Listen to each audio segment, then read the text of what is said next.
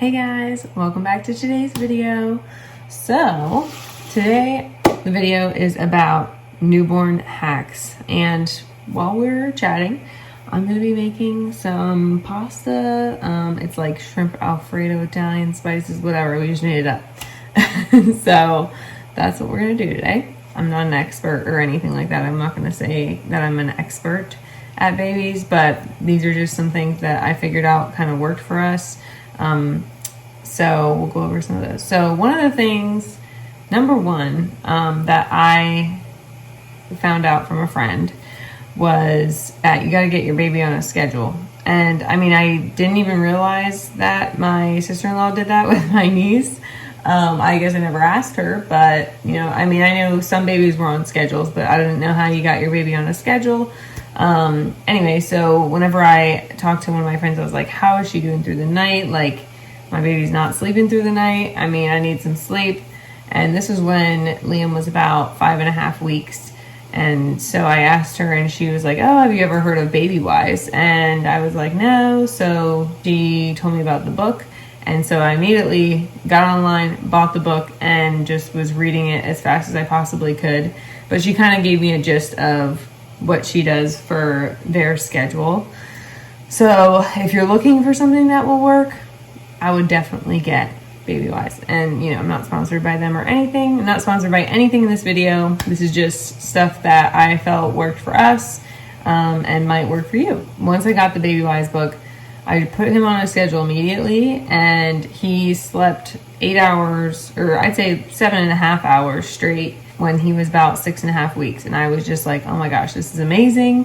And basically he's been doing that since then. He does wake, you know, maybe a couple times, and then all I have to do is give him his pacifier, and that's pretty much it. Sometimes I might give him a little rub, and he goes right back to sleep. So hoping that continues to keep working. He just got his 2-month shots yesterday, and you know, it was just definitely a change. You know, that night he did get a little bit feverish and was just this definitely different, you know, baby. So then we ended up giving him some Tylenol, and that really helped, but he did want to sleep a lot more.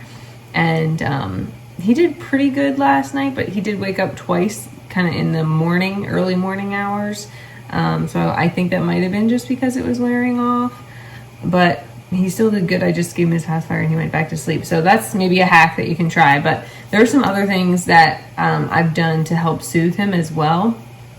And that includes just kind of giving him a little bit of a rub, like on his chest, belly area. And you can just kind of try like saying, shh, you know, or mommy's here. And sometimes that will help soothe them back to sleep, just doing it for a few seconds, or a couple minutes.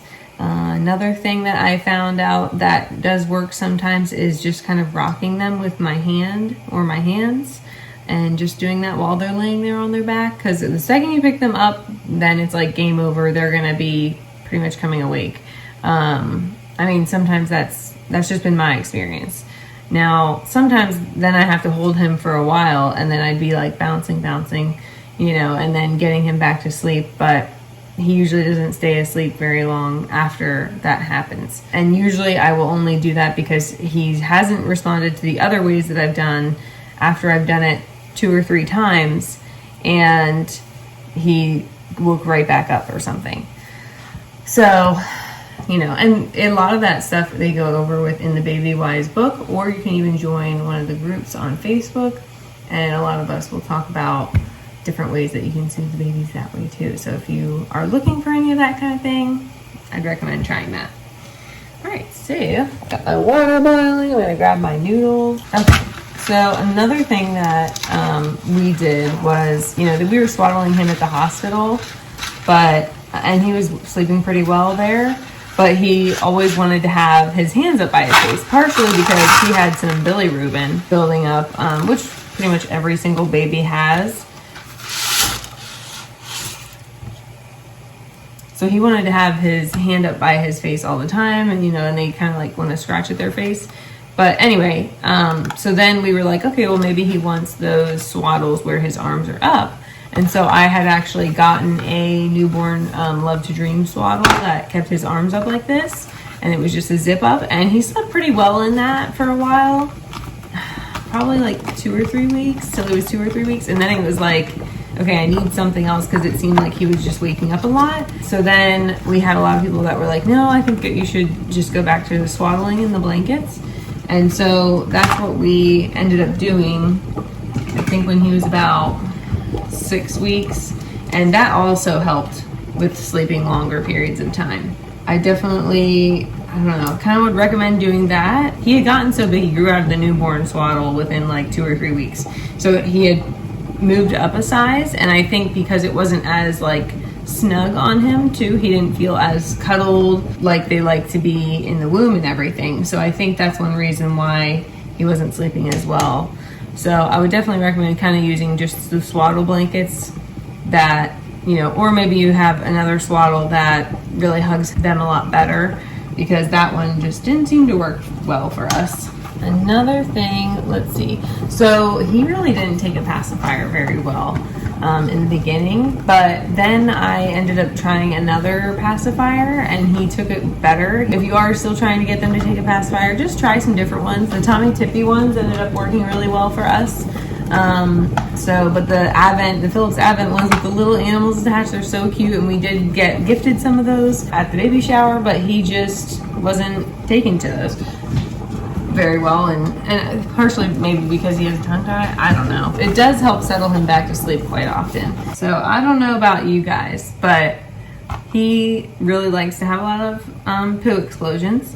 And, you know, I don't know if it's like the diapers. I don't think it's the diapers, because we've tried some different diapers and he still seems to have them. He has quite a few outfits that, you know, you gotta be scrubbed quite often. I'm thinking it's just a normal baby thing. But we had a couple other things that, you know, got poop all over them and needed to be scrubbed. So to kind of reduce the amount of mess and work that you have to go through when it comes to that, I would recommend getting maybe the travel size changing pads. So I got a pack of 3 of them on Amazon, and they are great. Like, I use them to put in his little bouncer, put in the swing, you know, or if I'm feeding him, because a lot of times when he's like in between switching breasts for breastfeeding, and that's just when he likes to have his explosion. So I always wanted to have one of those pads underneath him, you know, while I was burping, because it just seemed to happen whenever, you know, I was in the middle of feeding him.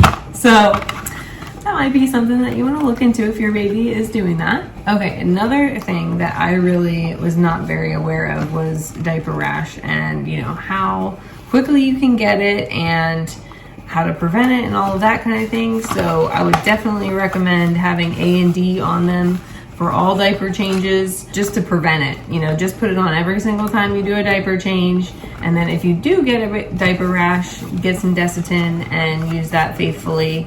And also just making sure that you're changing their diaper as soon as it's messy. I always do it like right after I feed him, or I wait a little bit after I feed him in case he goes more, and then I change him. And then that way too, he's nice and ready for when he goes down for his nap. He doesn't have a messy diaper. If you're looking for like some activities to do with them, because, you know, a lot of times they just sleep, but once they do start having some wake time, can't do a whole lot with a newborn. But just kind of like having them sit by you in their little bouncer chair, or if you have a lounger, just have them sit by you and while you're doing like some different things around the house, because they just want to be by you and see what you're up to. So these are the changing pads that I got from Amazon. This is like the backing, and then this is like a nice soft smooth surface for them to lay on. So they actually came in a pack of 3 and they are great. I love them.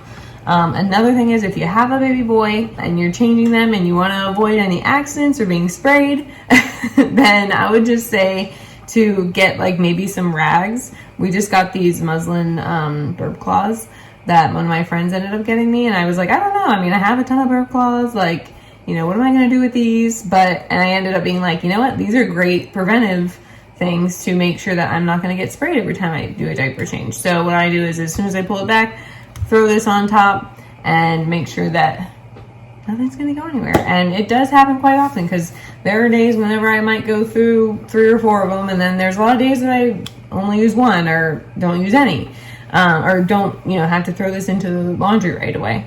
So they're just really nice if you have a little baby boy.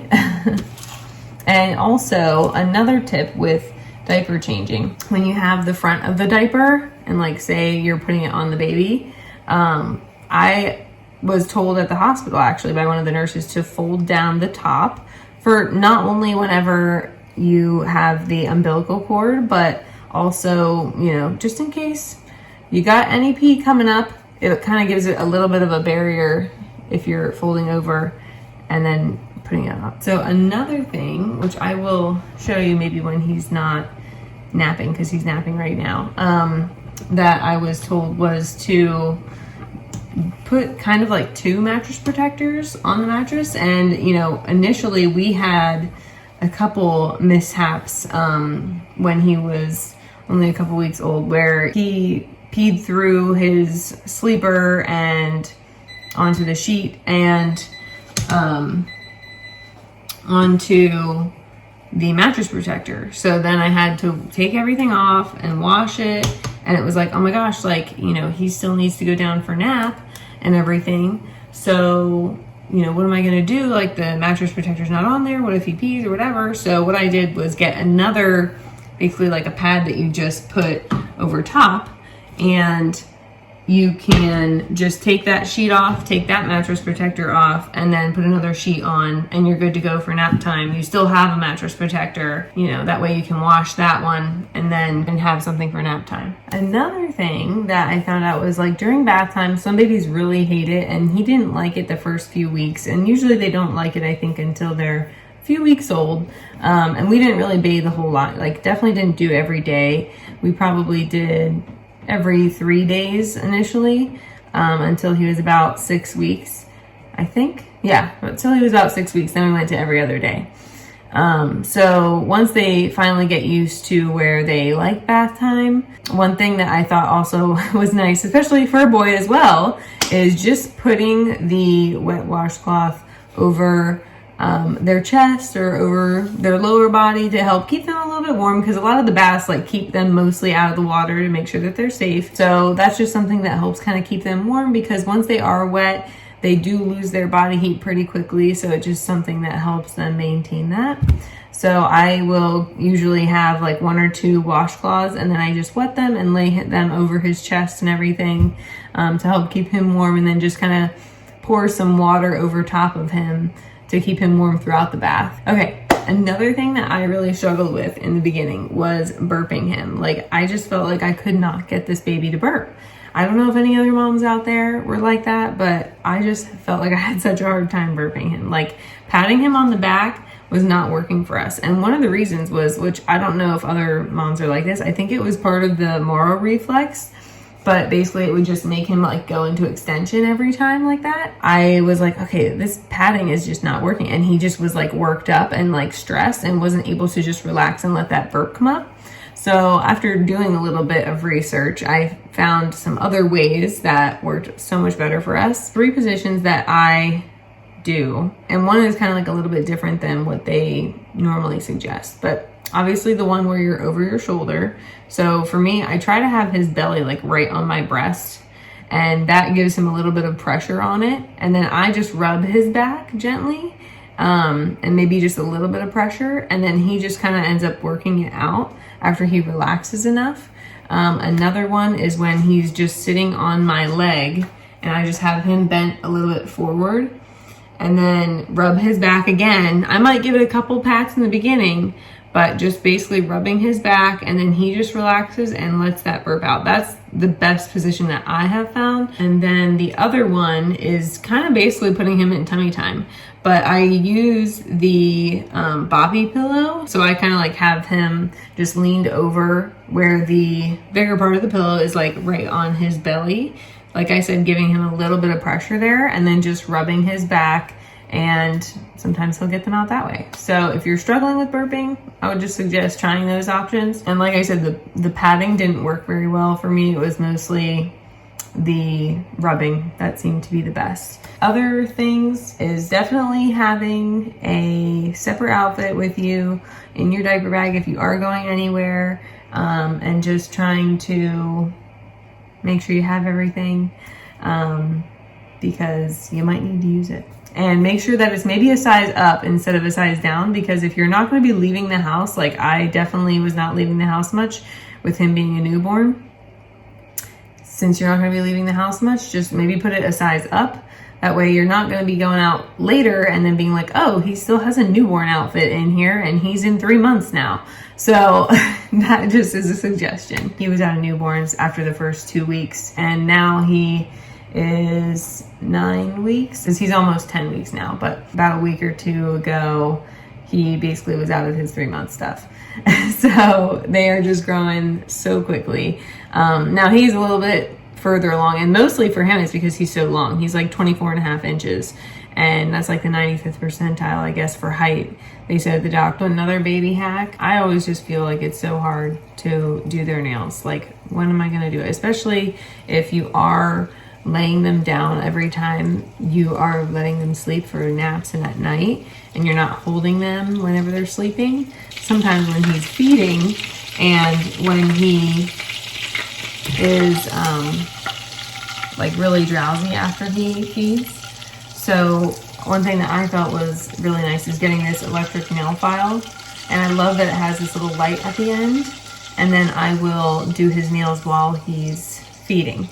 So now if you're bottle feeding, that's probably not going to be optimal because you do have to hold him and the bottle, but if you're breastfeeding, definitely is really nice because I just kind of support him, and then I can use both of my hands to do his nails. Those are my tips. If you have any questions, leave a comment down below. Thanks for joining. Still working on cooking over here, so I'll finish it up and then I'll show you the finished product. All right, guys, this is the final product. Mixed it all together. We got some diced tomatoes in there, the shrimp, extra large. Put some olive oil, butter, spices. Delicious. What do you think, hon? It smells good and it looks good. I'm very happy to try it. Saber. And then we also have this guy who joined us. He's still not feeling great from getting shots yesterday, but he's here. Cheers, Bugaboo. With some sparkling water. What are you doing? You gonna be a wild boy? Yeah. Kick those legs. Kick them.